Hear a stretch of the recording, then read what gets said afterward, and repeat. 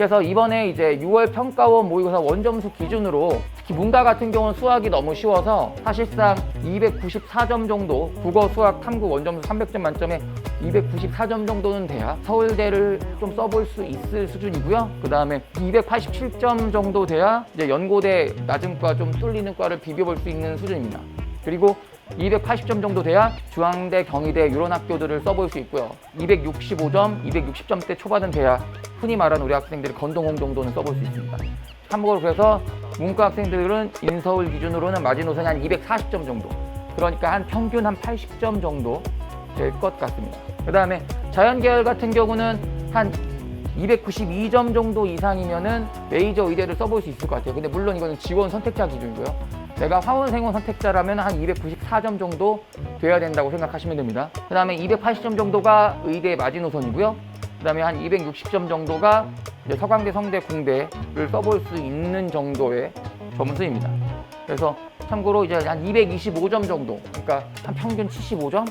이 정도 되면은 인서울을 지원해 볼 수 있는 수준이라고 생각하시면 됩니다. 근데 중요한 거는 우리 학생들은 6월 평가원 성적을 가지고 대학을 가는 게 아니기 때문에 지금 내가 이 정도 수준이니까 내가 앞으로 오르기 위해서는 어떤 과목을 몇 점을 더 맞아야 될까라는 거에 대한 초점을 맞추시면 돼요. 아시겠죠?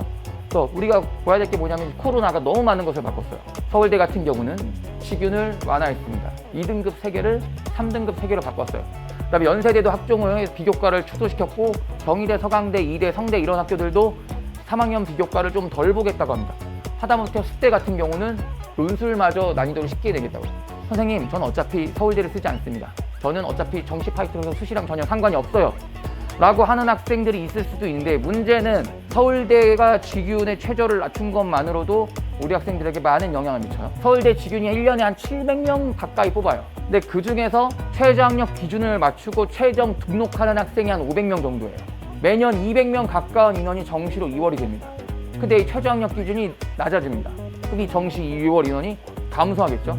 그래서 실질적으로는 올해 서울대 정시 모집 인원은 늘렸으나 최종적으로 2월 됐을 때 인원은 감소할 거예요. 선생님, 저는 어차피 서울대 지원자가 아닙니다. 상관없습니다. 근데 여기에서 우리가 알아야 될 게 뭐냐면 우리가 스노우볼 효과라는 게 있어요. 어떤 거냐면 만년설 꼭대기 위에서 이만한 눈덩이를 떼굴떼굴 굴립니다. 그러면 그 눈덩이 계속 굴러가면서 점점 커지다가 산 중턱에 이르면 눈사태, 산사태로 바뀌는 현상을 우리가 스노우볼 현상이라고 얘기를 하는데 중요한 건 이 서울대 만약 200명이 100명으로 줄어든다고 하면 그 아래에서는 어마무시한 등수의 차이가 벌어질 겁니다. 작년에 오르비에 이런 학생이 있었어요. 서울대 사회교육과 예비 1번 그리고 고려대 경제학과 예비 9번이었던 학생이었습니다.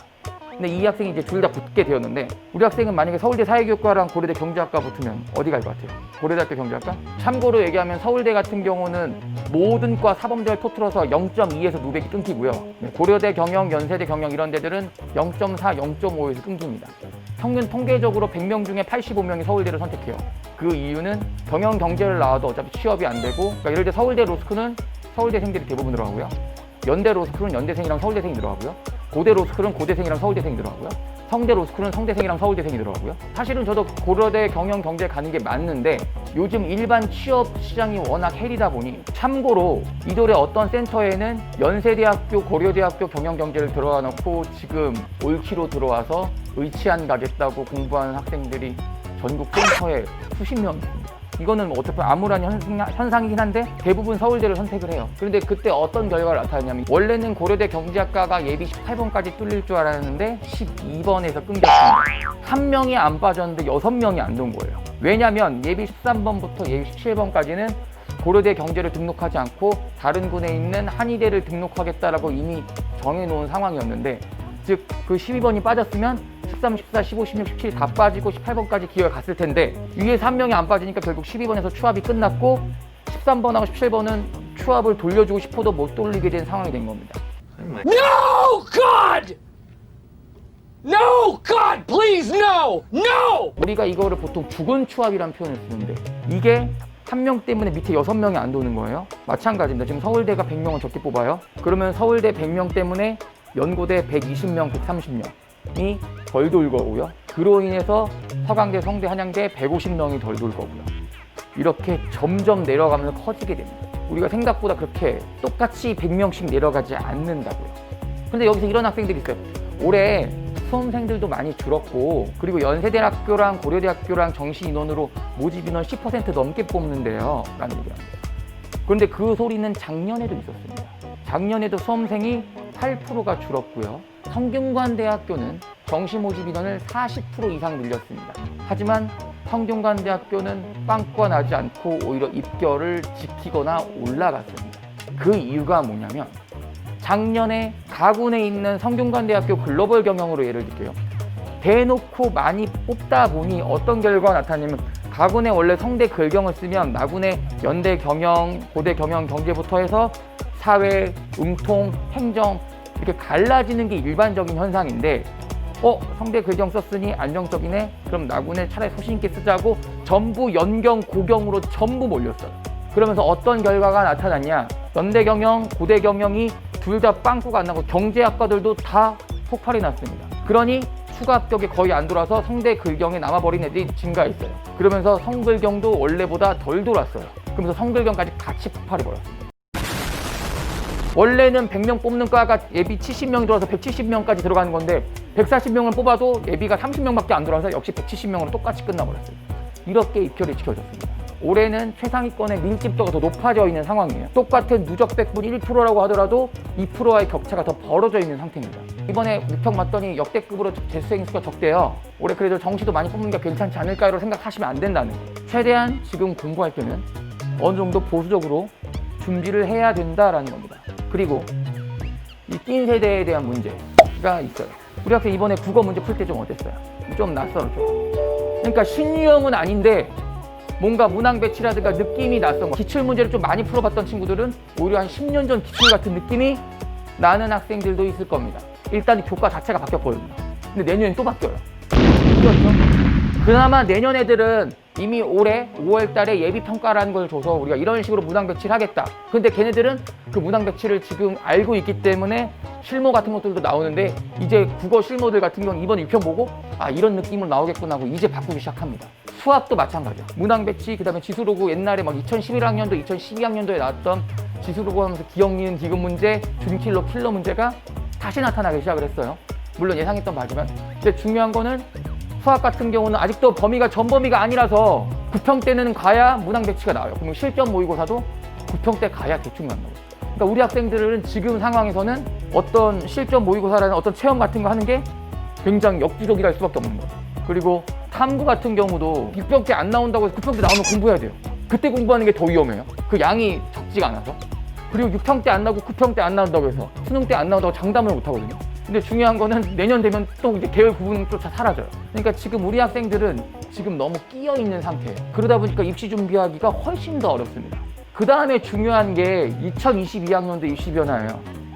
선생님, 저 올해 재수로 끝낼 건데 왜 또 내년까지 권하시죠? 그런 개념은 아니고, 내년의 입시 변화가 올해 영향을 미친다고 하는 겁니다. 내년에 이과 같은 경우는 선택 과목으로 미적과 기하를 무조건 해야 되고, 탐구는 무조건 과탐 2개를 해야 됩니다. 그런데 문과 같은 경우는 확통을 해도 되고, 미적을 해도 되고, 기하를 해도 되고, 탐구는 사탐 2개를 해도 되고, 과탐 2개를 해도 되고, 사탐 하나, 과탐 하나를 해도 됩니다. 서울대는.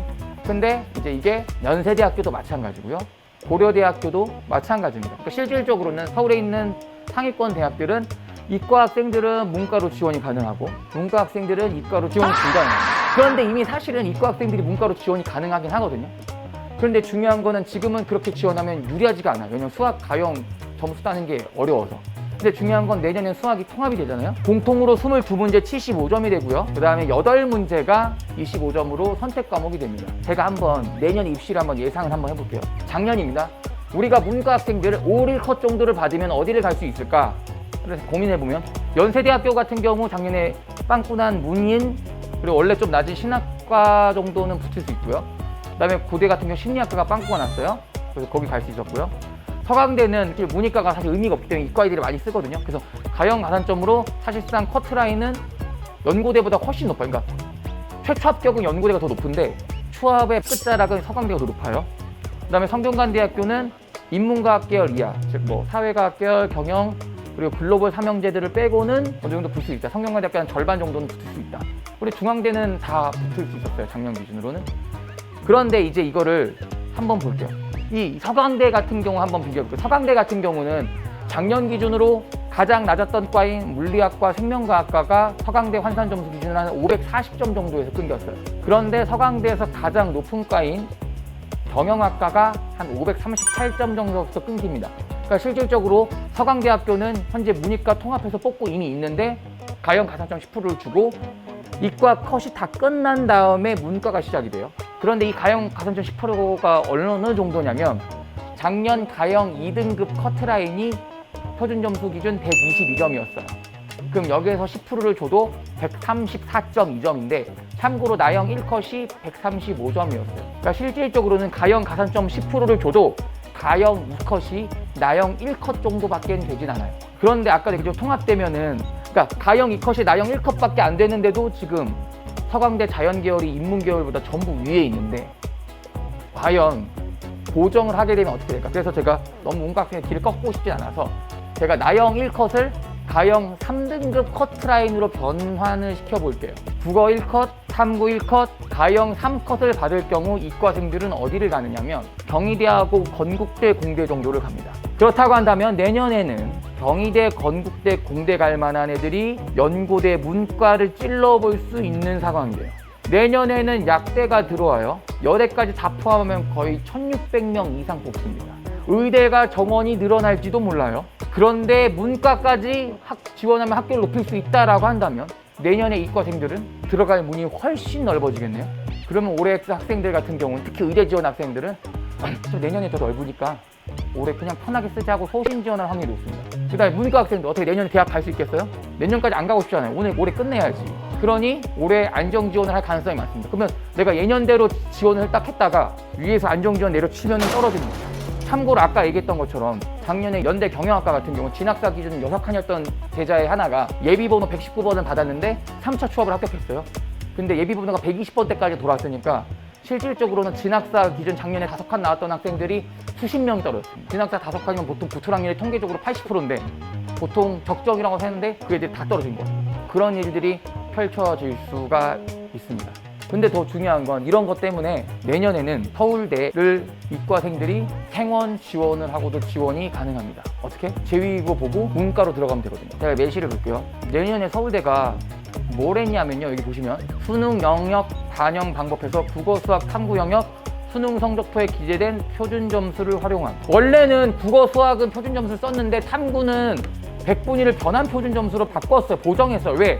탐구마다 난이도가 다르니까. 그런데 탐구를 그대로 표준 점수로 쓰겠대요. 서울대가 내년에. 참고로 작년 수능 윤사 표준 점수 만점 62점, 평균 65에서 66, 가장 높았던 경제가 72점이었습니다. 반면에 이과 가장 낮았던 물리 66, 평균적으로 67에서 68, 가장 높았던 지원 74점입니다. 참고로 탐구 점수만 적어도 2점에서 5점 정도 차이 나요. 그럼 과탐 선택자가 사탐 선택자보다 탐구 표점에서 만점을 받았을 경우 6점에서 7점 정도를 얻어 갖고 가는데, 참고로 작년 문과 수능 어려웠죠? 수학 1컷 84였고 국어 1컷도 91로 높지 않았어요. 그런데도 불구하고 서울대 경영학과 커트라인 416점 XX, 서울대 사범대학교 커트라인 411점 XX, 5점 차이였어요. 5점밖에 차이 안 난다고. 서울대 가장 높은 과랑 가장 낮은 과가. 그런데 지금 문이과 탐구 표점 만점만으로도 6, 7점 차이가 난다니까요. 즉 연고대 공대 점수 쓸 점수로 애들 서울대 경영 경제를 쓸 수 있어요. 그 문과 최상위권들을 선택을 해야 됩니다. 탐구 하나를 바탕으로 갈아야죠. 탐구 하나를 바탕으로 바꿔야 돼. 뭘로 바꿀 것 같아요? 아마도 지원 선택자가 수학 가형 선택자보다 많을 겁니다. 수학 나형 선택자보다도 많을 수도 있어요. 지원 선택자가 20만 명이 넘을 가능성이 높습니다. 그러면 지원 같은 경우는 응시자가 더 많아지니 표본도 많아지고 오히려 등급도 점점 더 안정화가 되겠죠. 응시자가 많으면 많을수록 좋아요. 제2외국어 가장 응시자가 많은 과목이 뭐예요? 아랍어잖아요. 아랍어가 학교마다 가르치는 건데 아랍어가 70%인 이유가 뭐예요? 꿀이니까 애들 계속 들어오고 그 계속 들어오니까 그 꿀이 유지되는 거예요. 물론 내년부터는 절대평가로 바뀌지만. 그렇기 때문에 내년 입시는 문과 애들은 안정을 쓸 확률이 높고, 그러면 내가 어느 정도 성적이 괜찮으면은 소신 있게 써서 붙을 확률이 많은데 내 성적이 애매하다? 그럼 위에서 안정 쓰는 애들한테 다 밀려서 떠내려갈 수 있다는 점 인지해야 돼요. 내 공부 시간을 제대로 확보를 해도 내가 전략적인 게 부족하면은 공부한 만큼 효과가 안 나올 수 있다라고 하는 겁니다.